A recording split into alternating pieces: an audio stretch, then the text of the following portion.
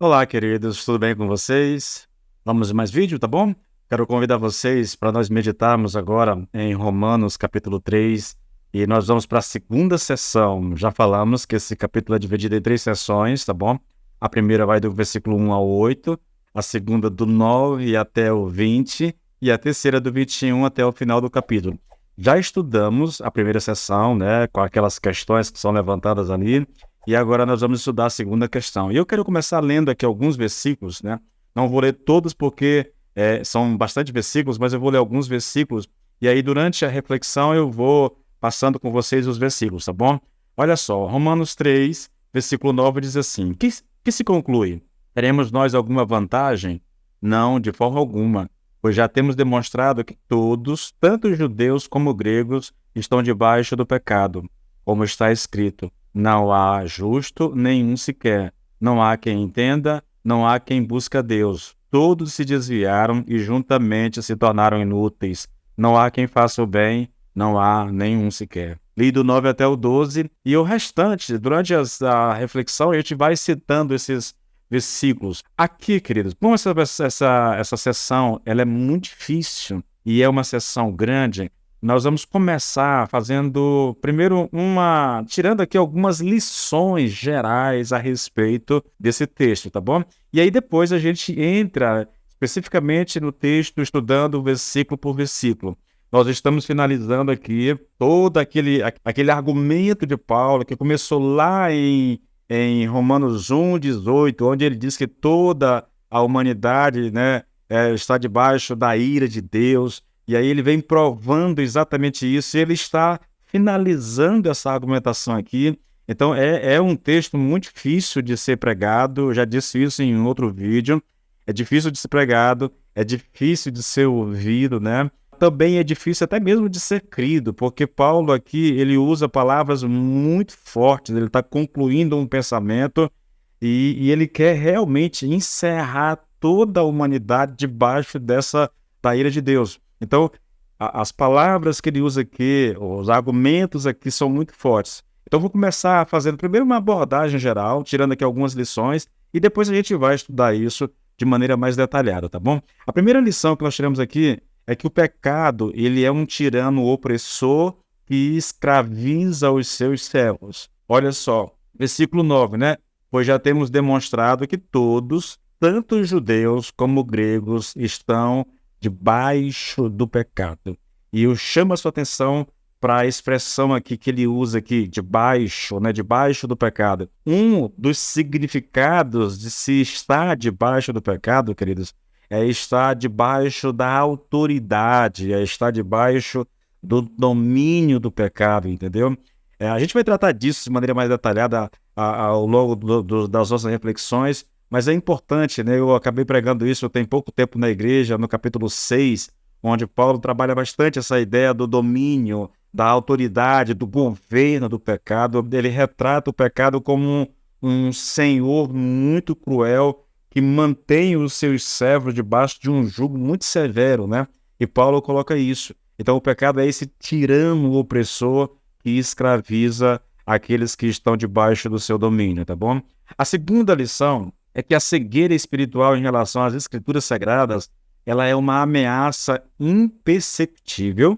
Grave bem isso. A cegueira espiritual em relação às escrituras, ela é uma ameaça imperceptível e permanente na vida do cristão, tá bom? Na vida do povo de Deus. Os judeus, queridos, e eu estou dizendo isso exatamente por causa dessa questão, né? Os judeus, eles eram os responsáveis por protegerem e também ensinarem os oráculos de Deus. E eles se orgulhavam disso, né? No entanto, apesar do orgulho, eles estavam cegos em relação ao verdadeiro significado das Escrituras. Eu vou te dar uma noção de como o judeu se via em relação à lei, tá?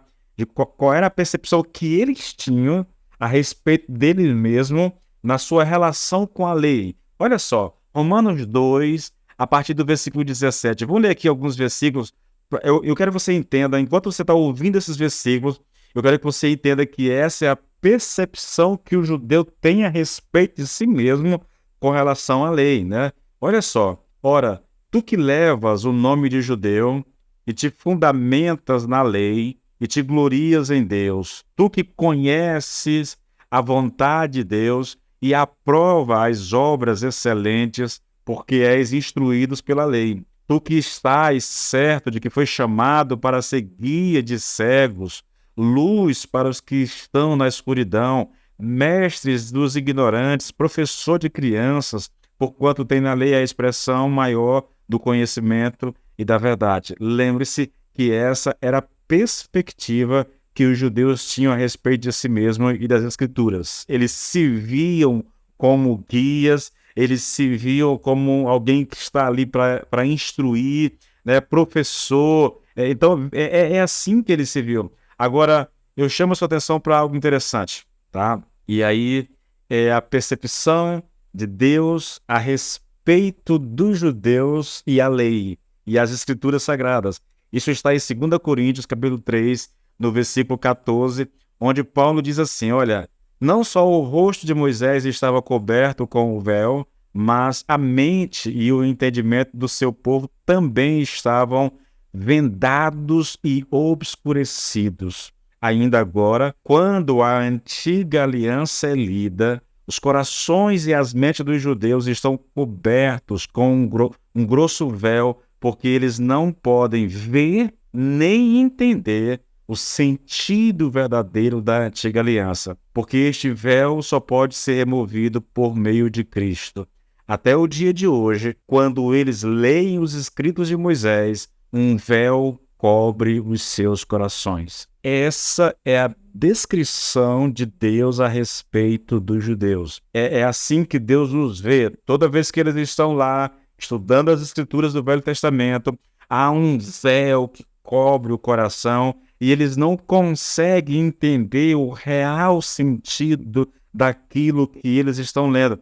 Por isso a religiosidade, por isso tudo aquilo que nós encontramos no Novo Testamento, da relação dos judeus com Jesus, das acusações e tudo mais, querido, porque eles se achavam superiores a qualquer um, principalmente os mestres da lei, os fariseus, aqueles que eram encarregados de ensinar a lei. Eles se achavam mais sábios do que todos, entendem?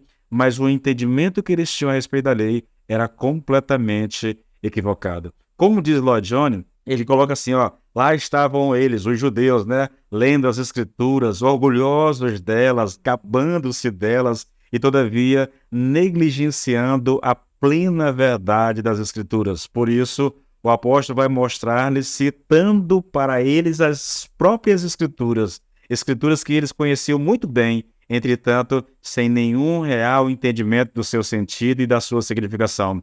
Você pode ser um grande conhecedor da palavra ou das palavras de Deus e um completo ignorante com relação à sua verdade. Queridos, nós estamos diante de uma das coisas que mais me deixa aterrorizado. Como pastor, como estudante das Escrituras Sagradas, e eu não tenho vergonha de dizer, às vezes eu vou para diante de Deus com o coração angustiado, porque eu temo, sabe? Eu temo cair no mesmo erro que os judeus caíram. Pelo fato de eu estar constantemente estudando a Bíblia, lendo a Bíblia, pregando a Bíblia, conversando com as pessoas a respeito da Bíblia, isso me assusta, querido, porque isso pode me dar uma falsa segurança que era o que os judeus tinham. Eles tinham uma falsa segurança no conhecimento que eles tinham das Escrituras. Me dá medo, sabe? Me dá medo. Como pastor, me dá medo. Hoje mesmo eu tive um tempo diante do Senhor, orando ao Senhor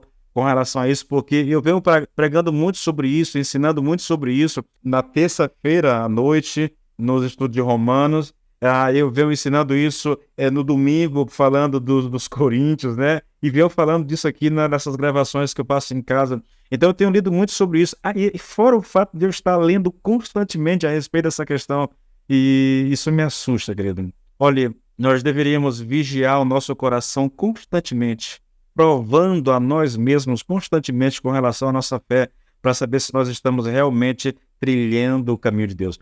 Pastor, como é que a gente faz isso? Eu estava lembrando exatamente disso.